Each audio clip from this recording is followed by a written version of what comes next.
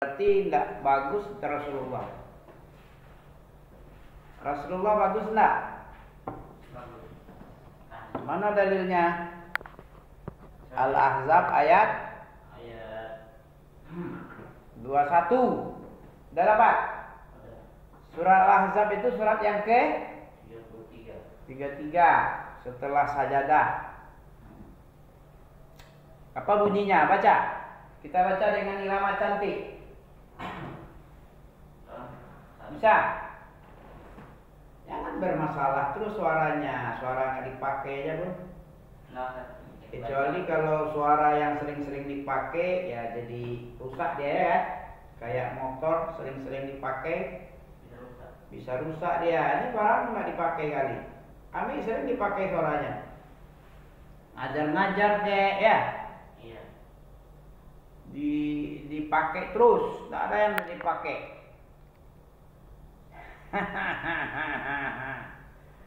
Oke ya. Apa bunyinya? A'udzubillahi samii'il 'aliim minasyaitonir rajim. Bukti apa ini tadi? Bukti kalau Rasulullah itu meninggalkan yang baik. Iya.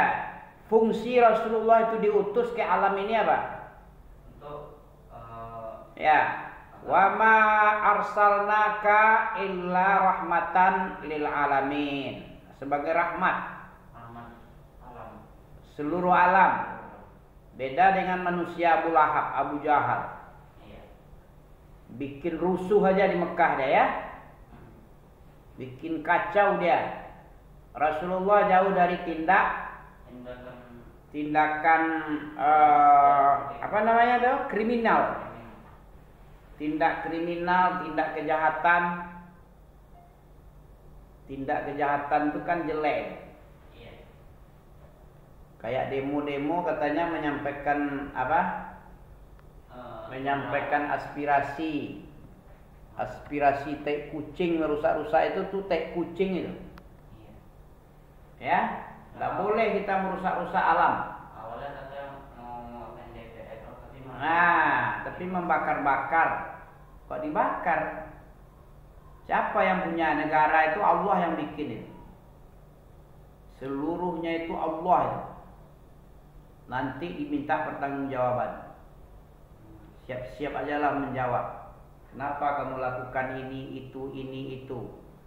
Dunia ini darul amal, boleh berbuat tanpa dihisap.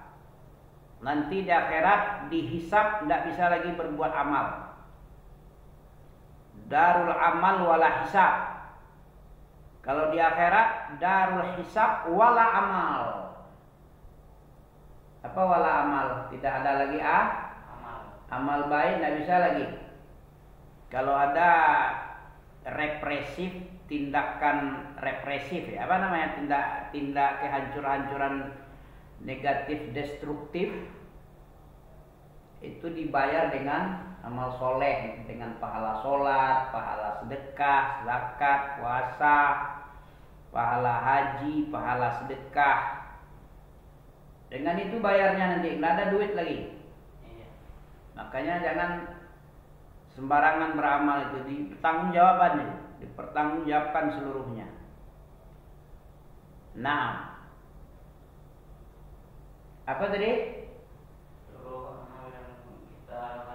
Semua yang ada diperintahkan oleh Rasulullah itu bagus semua. Uswatun hasanah.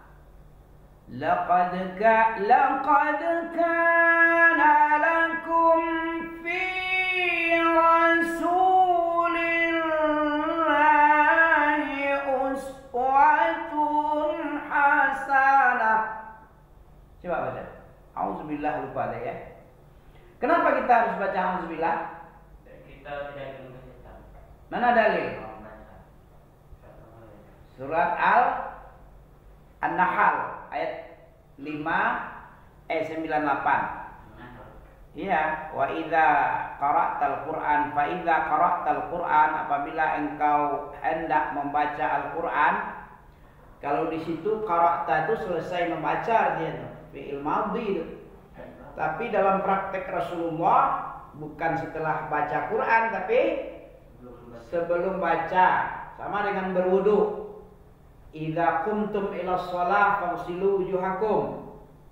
Apabila kamu hendak melaksanakan sholat, berwudu. Kalau dalam teks ayat itu surah Al-Maidah ayat berapa? Ada 6 ya.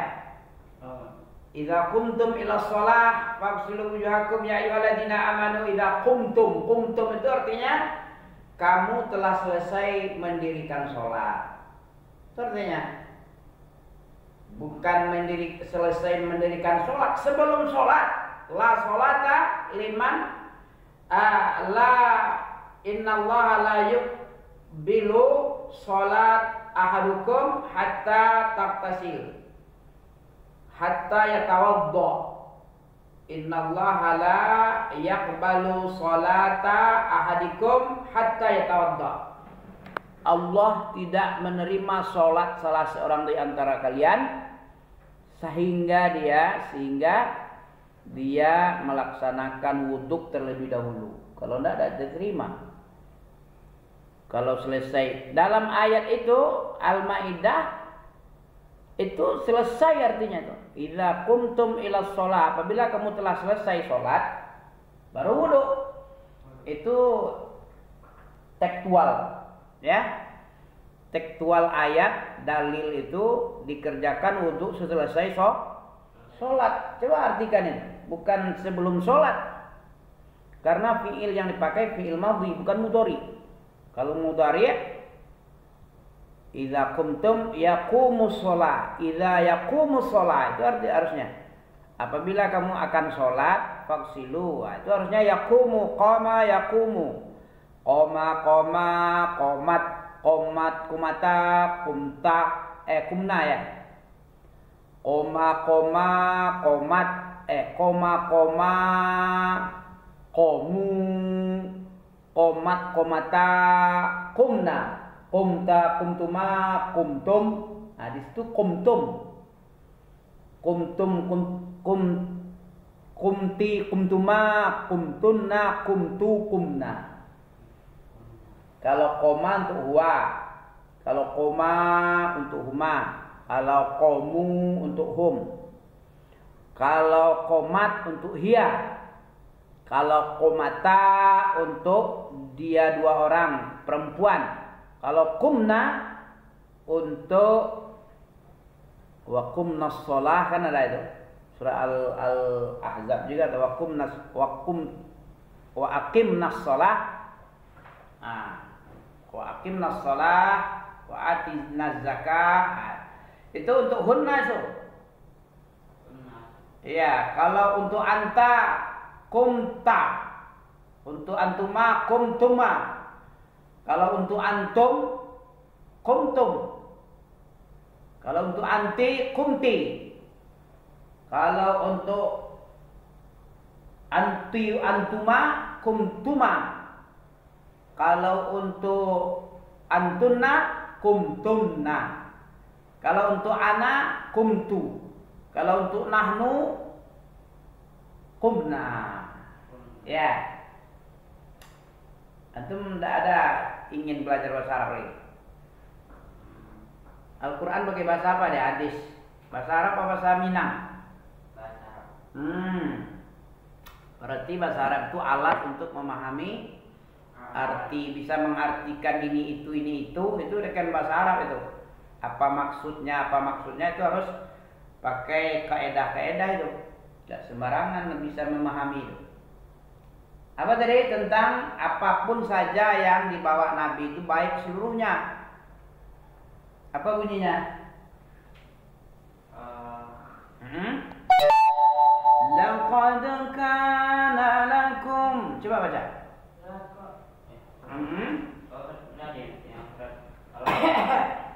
Ya.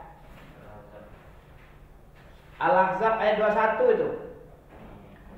A'udzu billahi minasy syaithanir rajim.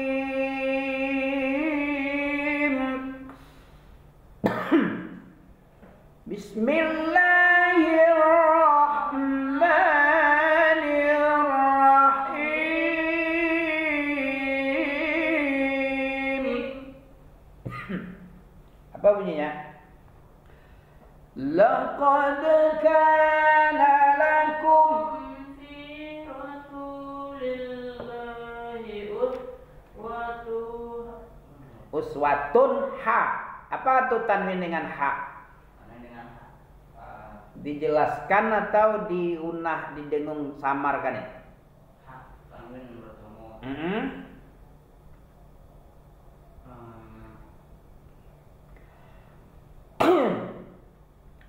Izhar lah, mana pada dengung sih? Izhar artinya menzahirkan, menjelaskan. Mana boleh disamar-samar tuh? Uswatun hasanatun. Ya, ulang lagi. Tapi depan hasanatun ada guna. Mana guna? Hasanatun li, hasanatul li. Nah, itu baru idgham bila guna itu. Kita leburkan, kita idghamkan tanwin ke dalam lam tanpa pakai guna, langsung cepat aja. Tapi dilebur, enggak boleh hasanatul liman. Nah, enggak boleh, tapi cepat aja. Hasanatul liman, dimasukkan bunyi tanwin ke dalam lam, itu namanya idgham bila gunnah. Melebur tanwin atau nun mati ke dalam huruf lam, huruf yang dua, lam dan ro, tapi tanpa gunnah, itu namanya idgham bila gunnah itu. Paham ya? Tajwidnya agak kurang kata Abi ya. Ya, makanya coba dibaca lagi. Laqad kana lakum fi rasulillahi uswatun hasanatun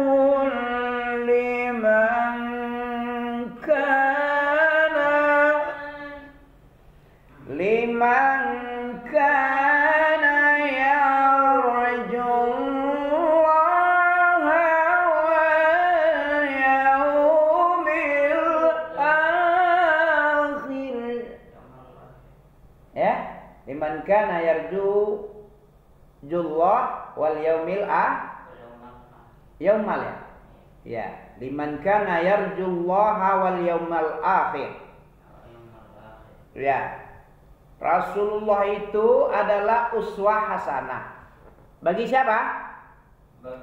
Bagi siapa saja yang mengharapkan Allah, ya, rahmat Allah, kasih sayang Allah dan surganya di hari akhirat. Ya. Kalau itu tujuannya mengharap wajah Allah dan pahala surga, itu akan dapat dia. Jadi syarat untuk mendapatkan diterimanya ibadah itu adalah dengan cara takut dan harap kepada Allah. Ya, wad'uhu khaufa wa tama'ah. Dan berharaplah, berdoa, beribadah kepada Allah itu dengan keadaan takut dan harap. Takut itu apa? Takut jangan sampai tidak diterima amalan itu, karena ada amalan yang ditolak. Kalau bid'ah ditolak itu, man amila amalan laisa alaihi amruna fahuwa rad. Ya, siapapun saja yang beramal dengan apapun amalnya, amal apapun saja, ya, beramal dia, beribadah dia dengan satu amalan yang tidak sesuai, laisa alaihi amruna.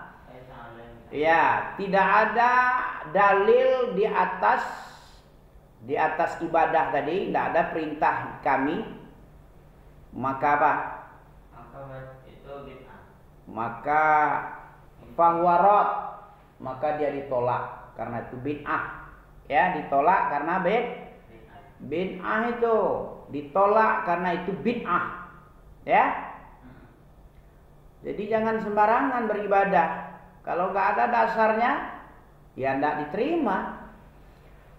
Ya, faman kana yarju liqa rabbih falyamal amalan salihah wa la yusyrik bi ibadati rabbih ahada. Apa artinya itu? Siapapun saja, surah Al-Kahfi itu. Siapa yang pengen perjumpaannya dengan Allah, siapa yang ingin berjumpa dengan Allah di sorga, falyamal, hendaklah dia memberikan kebaikan dengan dia menyebutkan dengan satu. Iya. Falyamal amalan sholihah, artinya hendaklah dia mengerjakan amal yang baik. Amal yang baik itu sunnah itu. Amalan yang baik adalah amalan yang dicontohkan oleh Nabi. Apapun saja amalan, tidak ada dalil dari Allah, dari Quran dan Sunnah, itu batil. Ditolak itu. Apapun saja, atas nama ibadah ya.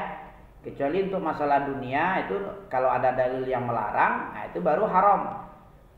Asal daripada segala sesuatu itu adalah boleh. Kalau masalah dunia boleh saja. Tapi kalau masalah akhirat, jangan coba-coba. Masalah akhirat itu hukum asal daripada ibadah apa? Hukum asal dari ibadah. Iya, hukum asal beribadah itu apa? Hukum asal dalam ibadah itu adalah dilarang. Mamnu' atau tahrim. Al-aslu fil ibadah al-mamnu'. Mamnu' itu dilarang. Kenapa dilarang? Jangan-jangan tersembah nanti jin, setan, tauhid. Nah, jangan sembarangan, sama dengan kita menembak. Sasaran kita cuman itu. Misalnya seorang sniper, atau sniper, tukang tembak jitu dari jauh itu. Sasarannya cuman teroris itu yang mau ditembak. Iya, kalau sembarangan nembak, apa jadinya? Salah nembak, kena sasaran dia, kena hukum nanti dia. Kusuruh kau membidik perampok, kok orang tuaku yang kau tembak, atau orang tua orang lain, ponakan anak orang lain. Ini kurang ajar kau nih. Jadi menembak itu sama dengan beribadah. Beribadah itu sama dengan orang nembak. Orang membidik satu target, tidak boleh asal-asal nembak, tidak boleh. Beribadah tidak boleh asal-asal beribadah kalau nggak ada perintah untuk mengerjakan ibadah. Jangan-jangan tersembah nanti tauhid. Kita mau menyembah sesuatu, mengharapkan ridha Allah, rupanya setan rupanya. Dalil-dalil setan rupanya yang kita ikuti. Bolehkah seperti itu? Tidak boleh. Jangan sembarangan. Al-aslu fil ibadah tahrim. Adalah sangat diharamkan banget. Harrama yuharrimu tahriman. Begitu ya. Jangan asal-asal. Kalau asal-asal itu namanya sama dengan sniper yang asal nembak, tahu-tahu yang mati Pak Jokowi. Ya, atau Pak Presiden. Agak gitulah ibadah. Kita hanya membidik satu-satunya itu adalah Allah tujuan kita. Siapa yang beribadah kepada selain Allah itu kafir, syirik, ya murtad. Tidak boleh asal-asal. Asal-asal saja tidak boleh sampai ada perintah. Tengok, kan ada orang oten bilang itu orang Islam itu syirik besar. Kenapa syirik besar? Masa dia rukuk dan sujud kepada batu petak, batu Ka'bah? Apa jawabannya? Katanya dia menyembah Allah. Tahu-tahu batu petak di Ka'bah itu, di Mekah, itu yang diibadatinya. Keliling-kelilingnya diagung-agungkan, dicium-cium batu hitam Hajar Aswad. Bagaimana jawaban antum? Kamu bilang kami nyembah salib, kamu juga nyembah batu. Bagaimana jawabannya? Nyembah batu. Iyalah, kami nyembah batu tuh, Ka'bah batu hitam itu, Hajar Aswad. Berlomba-lomba mendekat, mencium-cium. Padahal itu batu hitam. Asalnya putih karena dosa manusia jadi hitam. Ya, apa jawaban antum kalau mengaji antum? Kan sama-sama juga tuh, sama-sama menyembah selain Allah. Kalau orang Kristen salib disembahnya, ada patung kecil, patung Yesus. Kalau orang apa? Orang Islam berkeliling-keliling Ka'bah, menyembah batu, ruku dan sujud menghadap batu hitam. Kan nyembah batu hitam. Ah, gimana? Gak bisa jawab ya. Cuma ngaji berarti sama Miabor. Ya, kan nyembah batu tuh. Pakai biaya lagi 100 juta sekarang kalau haji plus. Kalau reguler bisa 45, 50. Umrah aja udah 26 juta, 30 juta. Apalagi bulan Ramadan ya kan? Hah, habis duit rupanya yang kita sembah rukuk sujud batu. Cium-cium. Hah, bagaimana itu? Jawablah. Masa liping aja, tidak ada hasil apa-apa. Pakai hasil lah. Kalau ditanya orang nanti gimana jawabannya? Kau bilang-bilang tuh Cina menyembah pekong, patung kuning-kuning itu. Cina ada lampu-lampu merah, lampu neon itu kan. Ada, tengok di pekong-pekongnya kan ada. Ditaruhnya lidi-lidi yang pakai asap itu kan. Ada yang sebesar paha betis. Kalau hari raya itu dihidupkannya patung-patung. Kamu juga nyembah batu. Apa jawabannya? Kalau misalnya kita sholat kan kita ngadep ke apa? Ya nyembah Ka'bah itu batu itu. Ya. Kenapa nyembah batu? Nah, gimana? Oh, nggak bisa ya. Coba tengok surat Al-Hajj ada itu. Karena kita menghadap Ka'bah itu diperintah Allah. Sama juga dengan Allah memerintah malaikat sujud sama Nabi Adam. Usjudu li Adam. Kok sujud kepada Adam? Padahal kita sujud kepada selain Allah nggak boleh. Kok kepada Adam suruh Allah? Karena itu perintah Allah boleh. Yang nggak boleh perintah sendiri, maunya sendiri. Perintah manusia kita lakukan, baru tidak boleh. Kalau Allah yang nyuruh, kita harus patuh sama Allah. Gak boleh gak patuh. Apapun yang disuruh oleh Allah itu harus kita kerjakan. Kalau tidak dikerjakan diusir sama Allah, seperti iblis. Apa yang dilarang oleh Allah, jangan dekati pohon. Kau seluruhnya boleh makan buah-buah dimanapun kamu senang. Wala taqrabaha lihish syajarah. Ya, Adam sama iblis itu satu contoh. Orang yang dah di dalam surga saja, di dalam surga. Di mana itu? Di surga apa di mana itu? Di dunia itu iblis diusir itu. Di surga. Di surga. Nabi Adam diusir di surga. Udah dalam surga, satu aja yang dilarang dikerjakan diusir. Iblis satu aja perintah tidak dikerjakannya untuk sujud kita berapa perintah dan larangan yang kita labrak? Banyak. Kita ada dalam surga apa mau masuk surga? Bisa nggak kira-kira masuk surga kayak itu? Kita di luar surga. Yang di dalam surganya diusir. Apalagi yang di luar. Bagaimana cara pikir kita? Kita manusia melakukan dosa. Jadi bagaimana? Apa jalan keluarnya? Taubat, istighfar, itu penting tuh. Nabi Adam tahu dia salah melabrak larangan Allah, makan buah putih, makan buah dari kan, mendekati pohon dari. Bertaubat dia, jangan kurang ajar kayak iblis. Iblis apa kurang ajarnya?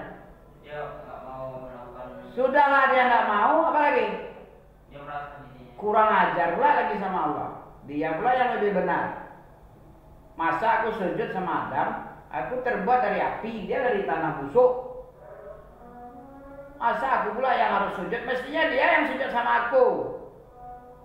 Padahal ini perintah Allah ini. Kurang ajar nggak itu? Disuruh taubat, nak mau pula taubat, merengkel malah dia. Kurang ajarnya itu. Ya, apa salahnya dikerjakan aja kayak malaikat? Aman.